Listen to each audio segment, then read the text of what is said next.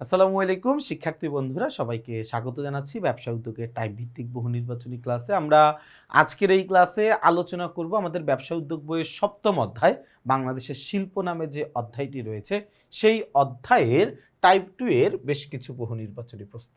আমাদের বাংলাদেশের শিল্পের যে ক্যাটাগরিগুলো রয়েছে তার মধ্যে একটা ক্যাটাগরি হচ্ছে কুটির শিল্প, এবং আমাদের আলোচনাটা আজকে কুটির শিল্প নিয়েই। আমরা টাইপ 2 এর 16 থেকে 31 সিরিয়ালের যেই বহু নির্বাচনী প্রশ্নগুলো রয়েছে সেই প্রশ্নগুলো এই ক্লাসে আলোচনা করব ইনশাআল্লাহ।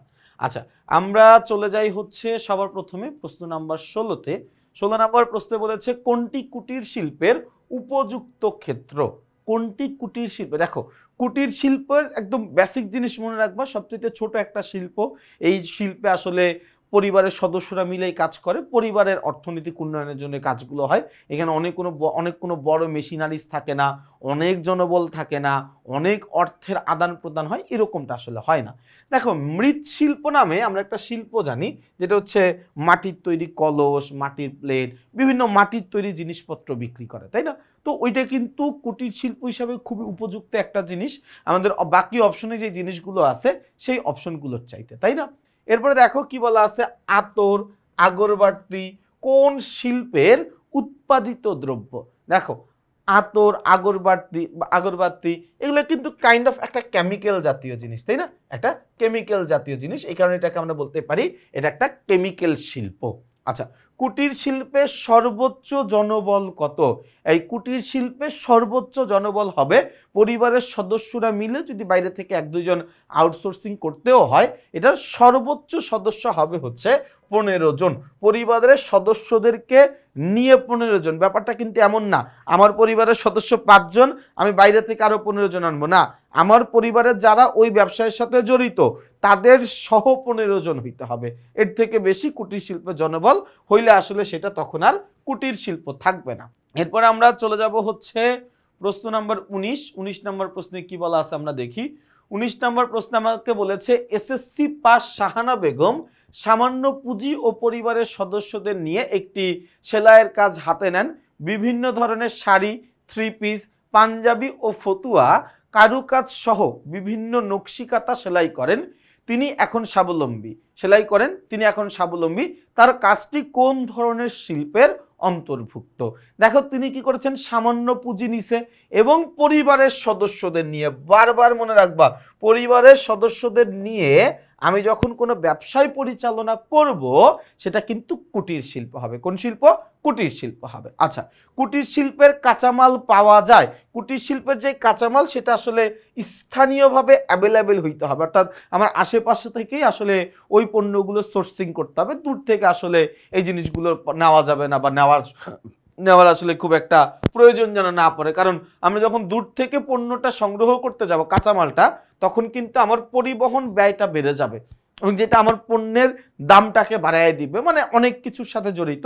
এই কারণে কুটির শিল্পের যে কাঁচামাল সেটা আসলে স্থানীয়ভাবে সংগ্রহ করা যায় এরকম কাঁচামাল হইতে হবে। এই জন্য দেখবা যে যেই এলাকায় যেই জিনিসটা বিখ্যাত ওই এলাকার ব্যবসা, যেমন তুমি দেখবা যে যশোরে খেজুরের গুড়ের খুব ভালো একটা মার্কেট আছে, তার কারণ ওইখানে কাঁচামালের প্রাপ্যতা বেশি, তাই না?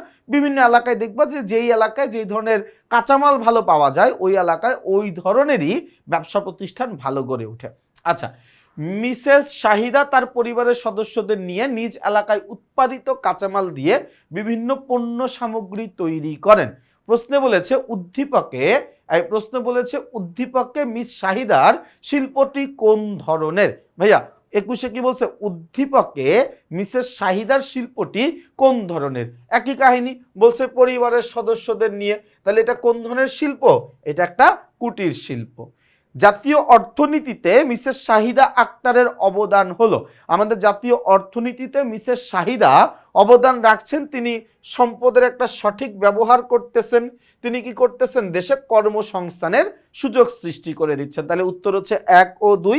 1 ও 2 কোথায় আছে ভাইয়া? ক নাম্বারে। তাহলে আমাদের 22 নম্বর প্রশ্নের উত্তর হচ্ছে ক।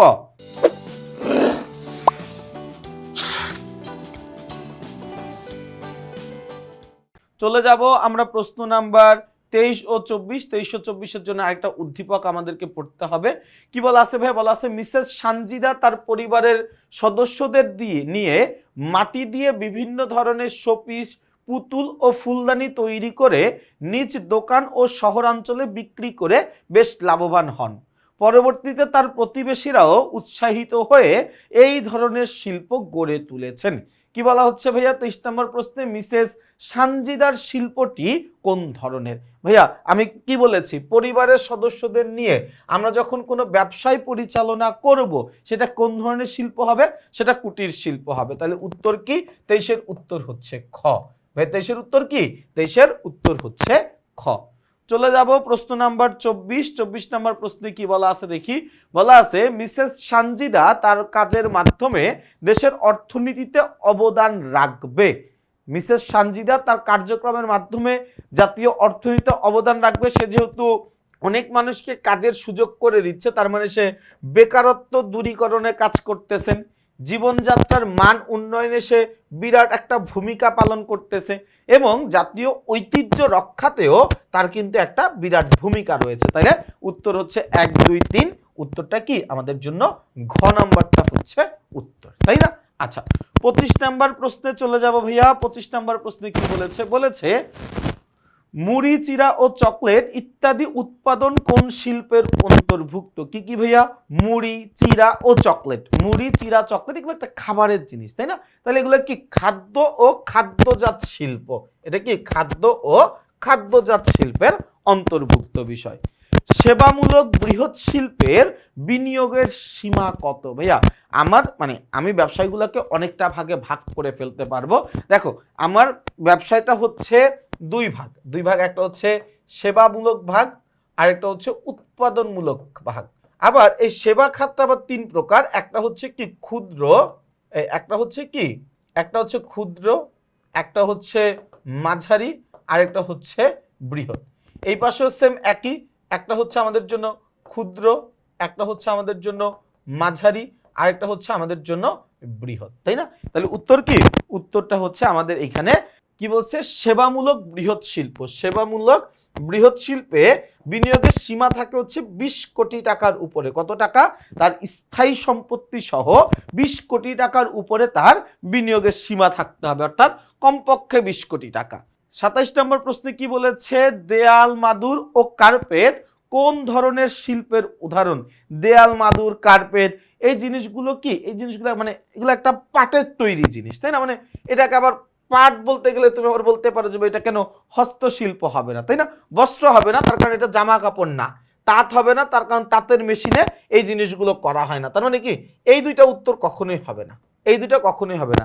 এখন তুমি এই দুই জায়গায় এসে মানে একটা আর্গিউ করতে পারো যে ভাইয়া আমাদের যে মাদুর বানানো হচ্ছে এটা তো হাতেই বানানো হচ্ছে, তাহলে এটা হস্তশিল্প হবে না কেন? বা এটা তো একটা পাট জাতীয় পণ্য দিয়ে বানানো হয়, তাই না? তুমি কোনটাকে নিবা? যেহেতু পাট আমাদের দেশের অনেক বড় একটা অর্থনৈতিক ফসল, এই কারণে আমরা উত্তর হিসাবে পাটকে গুরুত্ব দিতে পারি। তবে আমার মতে কেউ যদি খ নাম্বারটা উত্তর দেয় সেই উত্তরটাও কিন্তু আসলে ভুল হওয়ার তেমন কোনো সুযোগ থাকে না। এরপরে আমরা চলে যাচ্ছি হচ্ছে প্রশ্ন নাম্বার 28 নম্বর প্রশ্নে কি বলা আছে ভাইয়া দেখি তো। এই 28 নম্বর প্রশ্নে বলেছে স্থানীয় ক্ষুদ্র ও কুটির শিল্প গড়ে ওঠার ক্ষেত্রে কিসের ভূমিকা রাখে? এই কিসের উপর ভূমিকা রাখে? খেয়াল করে দেখো, আমার স্থানীয় ও ক্ষুদ্র কুটির শিল্প গড়ে ওঠার ক্ষেত্রে কিসের উপর ভূমিকা রাখে? ভূমিকা রাখে হচ্ছে ওইটার কি স্থানীয় চাহিদা রয়েছে কিনা সেটার উপরে কি করে ও অনেক বেশি একটা মানে আমি এমন কোনো একটা পণ্য উৎপাদন করতেছি কুটির শিল্প হিসাবে যেটার কোনো চাহিদা নাই, যেটা কোনো বাজার চাহিদা নাই, তাহলে সেটা হিসাবে আসলে সেটাকে মানে কুটির শিল্প হিসাবে বা ওই পণ্য নিয়ে কাজ করাটা খুব একটা মানে ভালো জিনিস দেখায় না আর কি, সোজা কথা মানে লাভজনক জিনিস বোঝায় না। আচ্ছা 29 নম্বর প্রশ্নে বলেছে কুটির শিল্প প্রধানত হচ্ছে আমাদের পরিবার ভিত্তিক একটা শিল্প। কি ভিত্তিক ভাইয়া? পরিবার ভিত্তিক একটা শিল্প, অর্থাৎ পরিবারের সদস্যরা মিলেই এই কুটির শিল্পের কাজগুলো করে থাকে। চলে যাব হচ্ছে আমরা প্রশ্ন নাম্বার 30। বলা আছে শোপিস তৈজসপত্র কোন ধরনের কুটির শিল্পের অন্তর্ভুক্ত? শোপিস তৈজসপত্র এগুলো কি? এগুলো মাটির তৈরি জিনিস, মানে মাটির তৈরি আমি আগে বলতে চাই না। দেখো পাট দিয়ে শোপিস তৈজসপত্র মানে কি থালা বাসন, হ্যাঁ এই তৈজসপত্র মানে কি থালা বাসন, বাটি, গ্লাস, এগুলো হচ্ছে তৈজসপত্র, তাই না? তো পাট দিয়ে তো এটা বানানো কখনো সম্ভব না, ঝিনুক দিয়ে এটা বানানো সম্ভব না। কি দিয়ে বানানো সম্ভব? মাটি দিয়ে বানানো সম্ভব, তাই না? আর মাটি দিয়ে যেই কারুকাজ, মানে মাটি দিয়ে যেই জিনিসগুলো তৈরি করা হয় ওটা একটা মৃৎশিল্প, তাই না? তাহলে উত্তরটা কি? উত্তরটা হচ্ছে গ। উত্তর কি? উত্তর হচ্ছে গ। 31 নম্বর প্রশ্ন, কোনটির উপর ভিত্তি করে কুটির শিল্প পরিচালিত হয়? কুটির শিল্প পরিচালিত হয় পরিবারের উপর ভিত্তি করে, পরিবারের সদস্যদের উপর ভিত্তি করে, পরিবারের সদস্যদের দক্ষতার উপর ভিত্তি করে। তাহলে উত্তরটা কি?